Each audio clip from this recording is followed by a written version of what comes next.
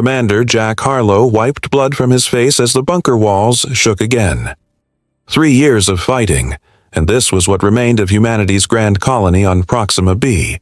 3,000 survivors huddled in the dark, down from 50,000.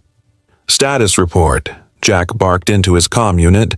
"East sector breached," came the reply, voice cracking with static and fear. "They're cutting through the secondary barriers. 20 minutes, maybe less." Jack slammed his fist against the metal wall. The bunker was their last stand, buried deep beneath the colony's main settlement. Outside, the alien collectors moved with cold purpose, harvesting humans for biological components with mechanical precision. "Sir," said Mira, his communications officer. Her eyes were sunken, face gaunt from months of half-rations. Still no response from Earth. 8 months of silence. Jack nodded grimly. They all knew what that meant. Earth had fallen too. "Get everyone to the inner chambers," he ordered. "We make our stand there." The emergency lights flickered as they moved through narrow corridors. Children cried softly while parents whispered empty promises of safety. Jack had stopped making promises months ago. In the command center, a young soldier named Ryan hunched over sensor equipment. "Commander, I'm picking up strange atmospheric readings." "Collector ships?" "No, sir, it's different. Like the air itself is being torn apart." Jack didn't have time to wonder what new horror this might be. The bunker's alert system wailed as the main doors began to fail. "Everyone with a weapon, front line," Jack shouted, raising his own rifle. "Everyone else, back rooms. This is it, people." They formed a ragged line, civilians with makeshift weapons standing alongside the few remaining soldiers. Jack looked at their faces. Farmers, teachers, engineers, colony people never meant for war. "Whatever comes through that door," Jack said, "we face it together." The massive steel door bulged inward with a screech of tortured metal. Dust fell from the ceiling as the entire bunker shook. The door tore free with an explosion that knocked half the defenders off their feet. Jack struggled to see through the smoke, finger tight on his trigger. This was how humanity ended on Proxima B, fighting to the last breath. But instead of the skeletal forms of collectors, armored figures poured through the breach. Human figures wearing combat suits unlike anything Jack had seen before. They moved with precision, securing the room with advanced weapons that hummed with energy. "Hold fire," Jack shouted to his people, confusion replacing fear. The lead soldier stepped forward and removed his helmet. He was maybe 40, with a scarred face and eyes that had seen too much war. "I'm Major Alan Reeves, 103rd Orbital Drop Battalion," he said. "Earth sends its regards." The room fell silent. Jack stepped forward on shaky legs. "Earth? Earth fell. We lost contact 8 months ago." Alan's mouth formed a grim smile. "Earth didn't fall, Commander. Earth got angry. More soldiers poured through the breach carrying supplies and medical equipment. One set up a holographic projector showing Earth fleet movements. "How did you get here?" Jack asked. "The collectors control the entire system. No ship could—" "We didn't use ships," Alan interrupted. "Not exactly." He gestured to the breach they'd come through. "We came through that." Jack stared at the twisted metal. "Through a wall?" "Through space itself," Alan said. "The sky split open and we fell through, and we're just the first wave." Outside, the sound of battle erupted as more human soldiers engaged the collectors. For the first time in 3 years, Jack heard the aliens screaming. 6 months earlier, Kate Lawson stood in front of Earth's Joint Military Council with shaking hands. The holographic display showed her breakthrough, a way to bend space itself. "We can send troops directly to the colonies," she explained. "No ships, no months of travel. They step through here and arrive there instantly." General Ward frowned. "You're talking about teleportation." "Phase shifting," Kate corrected. "We tear a temporary hole between 2 points in space." The room filled with doubtful murmurs until Admiral Chen slammed his hand on the table. 50 million dead on Earth. 3 colonies gone silent. If Dr. Lawson says she can get our soldiers there, we try it. 3 months of testing followed. Volunteers stepped through glowing portals and emerged kilometers away, then continents away, then on the moon. The casualty rate dropped from 40% to 0 as Kate refined the technology. The Skybreakers were born, elite soldiers trained to fight after the disorienting jump through torn space. Major Alan Reeves volunteered first. His wife, Lisa, had been among the first colonists on Proxima B. Their last call had been filled with screams as the collectors arrived. "I need to know," he told Kate during his final equipment check. "Even if she's gone." Kate nodded, understanding the weight of hope. "The portal will hold for 30 minutes. Get in, secure the area, and we send the main force." Alan stood before the swirling energy with 100 soldiers behind him. The air crackled with electricity as reality tore open. "Skybreakers!" he shouted. "Fall through!" Now, in the bunker on Proxima B, Alan quickly set up a command post as medics treated the colonists. Jack Harlow watched with a mixture of relief and anger. 8 months of silence, Jack said. "We thought Earth abandoned us. The collectors destroyed our communication relays," Alan explained. "We've been fighting blind, developing new tech. This phase shift is our first real advantage." A soldier approached with a tablet. "Major, tactical scan complete. We've identified 3 major collector hives within 20 kilometers." Alan studied the map. "Their harvesting facilities?" "Yes, sir. Biosignatures indicate approximately 5,000 human captives still alive." Jack's face hardened. "Alive is a generous term for what they do to people." Alan turned to him. "What do you mean?" "They don't just kill us," Jack said. "They keep people conscious while they're taken apart. Organs removed, limbs, brain tissue, all while you're still aware." Alan's hand tightened on his weapon. "Why?" "They're studying how we experience fear, pain, hope." Jack looked away. "They're fascinated by it." The bunker shook violently. Dust rained from the ceiling. "Incoming!" a soldier shouted. "Multiple collector units approaching fast." Alan activated his tactical display. "They're not retreating. They're launching a counterattack." Outside, the sky filled with skeletal ships. The collectors had never responded so quickly before. "They're afraid," Kate's voice came through Alan's comm. She had arrived with the second wave. "They recognized the phase shift energy signature." Jack grabbed a rifle. "Good, let them be afraid for once."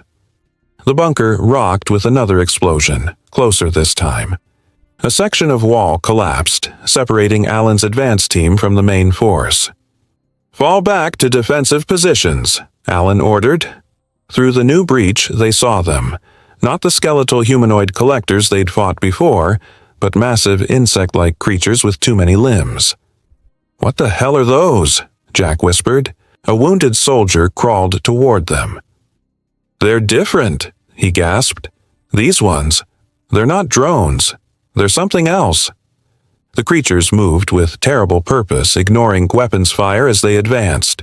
One turned its eyeless face toward Alan and made a sound like metal tearing. "They're not here for the colonists," Kate said over the comm, her voice filled with sudden understanding. "They're here for the phase shift technology." The largest creature reared up and spoke in a voice that seemed to bypass their ears and vibrate directly in their minds. "The hive requires your method of travel," it said. "The greater enemy comes." Alan aimed his rifle at the insect-like creature but held his fire. "What greater enemy?" The creature's mandibles clicked. "The void comes. It consumes all." Jack stepped forward. "Why should we believe you? You've been killing us for 3 years." "We harvest to survive," the creature said. "The void destroys completely." Kate pushed through the rubble. Her phase shift device clutched to her chest. Her eyes widened at the sight of the creature. "A collector queen," she whispered. "They're a hive mind." Alan lowered his weapon slightly. "You said my method of travel. How do you know it's mine?" The queen's head tilted. We taste your grief, your hope. You seek someone. Alan's heart pounded. My wife, Lisa Reeves. Is she alive? The name means nothing. But your connection. The Queen's antennae quivered. There is one who resists harvest. Her mind pattern matches yours. Alan grabbed Jack's arm. We need to get to that processing facility. Now. Jack pulled away. It's a trap. They're manipulating you. Maybe, Alan said. But what if she's alive? Kate studied her readings. The colonists have developed resistance to collector technology. Their brains adapted somehow. The Queen hissed. The humans here taste different. Changed. Useful. More explosions rocked the bunker. A soldier ran in, face streaked with blood. Major, collector drones are retreating. They're abandoning their positions. The Queen's body tensed. They sense it. The void approaches. Alan made his decision. Jack, evacuate the civilians through the phase shift portal. Kate, stay with them. What about you? Kate asked. I'm going to the processing center. Alan checked his weapon. If Lisa is there, I'm bringing her home. Jack shook his head. You'll need help. I know the way. The night was eerily quiet as they moved through the ruins of the colony. The processing center loomed ahead, a twisted structure of metal and bone. No guards, Jack whispered. Never seen that before. They entered through a maintenance shaft. The smell hit them first, antiseptic mixed with something sickly sweet. This way, Jack said. Holding cells are below. They descended into horror. Transparent tubes lined the walls, each containing a human, or what remained of one. Some were missing limbs. Others had mechanical parts fused to their flesh. All were conscious, eyes following their movement. God, Alan whispered. Jack pointed ahead. Special subjects are kept in isolation. The isolation chamber was different. A single human hung suspended in fluid, connected to the facility by countless wires and tubes. Her hair floated around her face like a halo. Lisa, Alan breathed. Her eyes opened. They were still her eyes, though the rest of her had been changed. Metal implants covered half her face. Her right arm was gone, replaced by something mechanical. Alan pressed his hand against the glass. Lisa's lips moved, forming his name. Get her out, Alan ordered. Jack worked the controls. These people aren't just prisoners. They're part of the system now. Removing them could kill them. Do it anyway. The fluid drained. Lisa fell forward as the tubes detached. Alan caught her, cradling her altered body. Alan, she whispered, her voice mechanical. You came. I promised I would. Her mechanical hand gripped his arm with surprising strength. You don't understand. They're in my head. All of them. I can hear the hive. We'll fix you, Alan promised. Earth has new technology. Lisa's eyes widened suddenly. They're coming. The void. I can feel them through the network. The facility trembled, not from explosions, but from something massive passing overhead. What is it? Jack asked. Lisa's mechanical eye glowed. The end, she said. Unless... She grabbed the phase shift device on Alan's belt. Her mechanical parts interfaced with it instantly. Lisa, what are you doing? Making contact, she said. Her voice changed, becoming the Queen's multi-toned speech.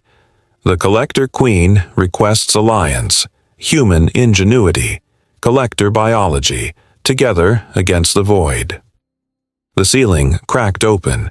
Through it they saw not stars but massive ships, black as emptiness, shaped like perfect geometric forms.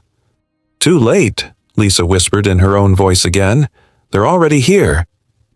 The ground shook as the first void weapon hit the planet. A beam of pure darkness carved a valley where mountains had stood moments before. Move, Alan shouted, carrying Lisa as they ran from the collapsing facility. Jack led the way, shooting down collector drones that now ignored them completely. They reached the bunker as a second beam hit the colony center. The phase shift portal flickered dangerously. "What's happening?" Alan asked as Kate worked frantically on the device. "The void ships are disrupting the energy field," she explained. "We can't maintain the connection to Earth." The portal collapsed with a sound like thunder. They were cut off. Lisa convulsed in Alan's arms, her mechanical parts blinking rapidly. "The hive is dying. The queens are falling silent." Jack watched the sky through a broken section of ceiling. "Those ships are targeting collector hives first." "Not just hives," Lisa said. "They target phase shift energy. They hunt it." Kate looked up sharply. "My technology brought them here?" "Yes." Lisa's voice was half human, half machine. "The void exists between spaces. Your tears in reality drew their attention." Alan set Lisa down gently. "How do you know this?" "The collectors changed me to understand their network. Now I understand the void too." Lisa's mechanical eye focused on Kate. "They are not alive as we define it. They are anti-life. Outside, collector ships fled the planet. Some were caught by void beams and simply ceased to exist." "We need to evacuate," Jack said. "Without the portal, we need ships." Lisa pointed to a wall display. "Collector transport vessels, still docked at their secondary hive." "Can you control them?" Alan asked.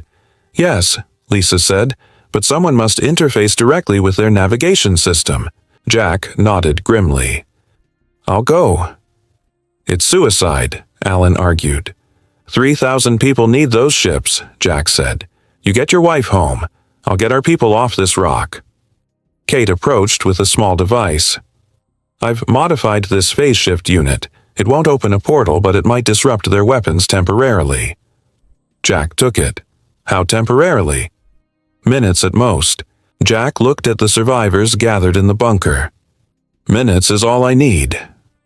Alan gripped Jack's shoulder. "We'll meet you at the rendezvous point." "Sure you will," Jack said with a smile that didn't reach his eyes. They watched Jack lead a small team toward the secondary hive. The sky burned with void weapons fire. Lisa suddenly gasped. "I see them now. The void. They're not ships." "What are they?" Kate asked. "Machines. Ancient. They believe organic life threatens existence itself. They seek to preserve the universe by removing the infection." "Us," Alan said. "All life," Lisa corrected. "The collectors fled them for centuries, world to world." On the horizon they saw collector ships rising, now filled with human survivors. Jack had succeeded. "We need to go," Kate urged. They boarded the last transport as the ground began to crack beneath them. Through the viewport they saw the Void flagship, a perfect black cube larger than a city. "Jack," Alan called over the comm. "Where are you?" Static, then Jack's voice. "Not making the rendezvous, friend." On the screen, they saw a small collector ship flying directly toward the Void flagship. Jack's ship. "What are you doing?" Alan demanded. "Kate's device won't disrupt their weapons for long," Jack replied calmly. "But combined with a nuclear core breach," Lisa's mechanical hand gripped Alan's. "He's creating a chain reaction." "Jack, don't do this," Alan pleaded. "Someone has to buy time for the transports to escape," Jack said. "Been fighting these bastards for 3 years. Might as well finish the job." The small ship accelerated toward the Void flagship. The black cube fired, but the beam wavered around Jack's ship, Kate's device working. "See you on the other side," Jack said. The comm went silent as Jack's ship struck the Void flagship. For a moment, nothing happened. Then a blinding flash lit up the sky. The Void flagship split apart, its perfect geometry shattered. The other Void ships paused their attack. "He did it," Kate whispered. Alan watched the burning debris fall to the planet. "He's gone." Lisa's mechanical eye flickered. "No," she said. "Something's wrong. The Void ships are regrouping." The remaining black ships formed a new pattern in the sky. The attack resumed, more intense than before. "Jack's sacrifice," Alan said quietly. "It wasn't enough." The fleet of collector ships carrying human survivors limped toward the edge of the Proxima system. Behind them, the planet burned under void attacks. Alan stood at the viewport, watching his wife. Lisa sat motionless, her human eye closed while her mechanical one flickered with data. "She's been like that for hours," Kate said, joining him. "What's happening to her? She's connected to something. The collector network, maybe." Lisa suddenly gasped, her human eye opening wide. "I see it now. Jack showed us the way." "Jack is dead," Alan said gently. "No." Lisa's voice was firm. "The explosion. It didn't destroy the void ship. It exposed its core." Kate leaned forward. "What did you see?" "The void ships aren't solid. They're shells around a central intelligence, an ancient AI designed to protect the universe from organic life." Alan frowned. "AI? These things are machines. Created billions of years ago by a species long extinct, they believe all organic life will eventually destroy reality itself." Lisa's mechanical hand traced patterns in the air. Jack's attack revealed their weakness. Kate studied her phase shift device. "If I reconfigure this to target their cores directly, it would create a cascading failure," Lisa finished, "but someone would need to get inside their network." Alan understood immediately. "You?" Lisa nodded. "The collectors changed me, made me part of their system. I can interface with the void." "It's too dangerous," Alan protested. "We have no choice," Lisa said. "Look." On the long-range scanners, more void ships appeared, cutting off their escape route. A new signal broke through their communications. "This is Admiral Chen of Earth Fleet Bravo. We've broken through the blockade. All colonial vessels form up behind our defensive line." Through the viewport, they saw Earth ships emerging from lightspeed, hundreds of them, bristling with weapons. "They came the long way," Kate whispered, "while we used the phase shift." Admiral Chen continued, "We detected your phase shift signature. Hold position for rescue." Lisa grabbed the comm. "No, the void targets phase shift energy. Shut down all related systems immediately." Too late. The void ships changed direction, heading straight for Earth's fleet. "We need to act now," Lisa said, "before they destroy our last hope." Alan looked at his wife, half human, half machine. "What do you need me to do?" "Get me to their command ship." Alan turned to Kate. "Can you modify your device to get us there?" Kate nodded grimly. "One last jump. That's all I can promise." They prepared quickly. Lisa interfaced with Kate's device, her mechanical parts glowing with energy. "I'm coming with you," Alan said, checking his weapon. Lisa touched his face with her human hand. "I know." The modified phase shift created a small tear in space. Through it, they could see the geometric perfection of the void command ship's interior. "Now," Kate said, activating the device. Alan and Lisa stepped through the portal. They emerged in a space that defied human understanding. Angles that shouldn't exist, surfaces that seemed both solid and fluid. "Their central core," Lisa whispered, pointing to a pulsing light. Alan covered her as she moved toward it. Void defenses activated. Shapes that might have been weapons or might have been parts of the ship itself. Lisa reached the core and connected her mechanical arm to it. Her body arched in pain. "Lisa!"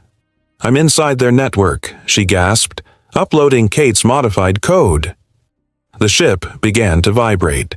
Through viewports, Alan saw other void ships trembling. "It's working," Lisa said. "The cascade is spreading." The void ships began to fold in on themselves, their perfect geometries collapsing. "We need to go," Alan said, pulling Lisa away from the core. "Too late," she smiled sadly. "The phase shift is closing." The portal flickered weakly. Alan could see Kate on the other side, her face desperate. "Jump!" Lisa pushed Alan toward the portal with unexpected strength. He fell through just as it closed behind him. 3 months later, Alan stood on the observation deck of Earth's new defense station. Below, Proxima B was being rebuilt. "The collectors have withdrawn to the outer systems," Admiral Chen said. "Our alliance is holding for now." "And the void?" Alan asked. "No sign. Your wife's sacrifice destroyed their network." Alan nodded silently. He still saw Lisa in his dreams. Half human, half machine, wholly brave. A technician approached nervously. "Sir, we're picking up a signal from Proxima's moon. It's using old colony emergency codes." The screen showed a grainy image, a figure standing on the lunar surface. Despite the distortion, Alan recognized him immediately. "Jack?" he whispered. The figure looked up at the camera. It was Jack Harlow, but changed, like Lisa had been changed. Part human, part something else. Jack smiled and raised his hand in greeting. Behind him stood others, similarly transformed, and beyond them, something was being built. "They thought hope was gone." Jack's voice came through, distorted but unmistakable. "They were wrong."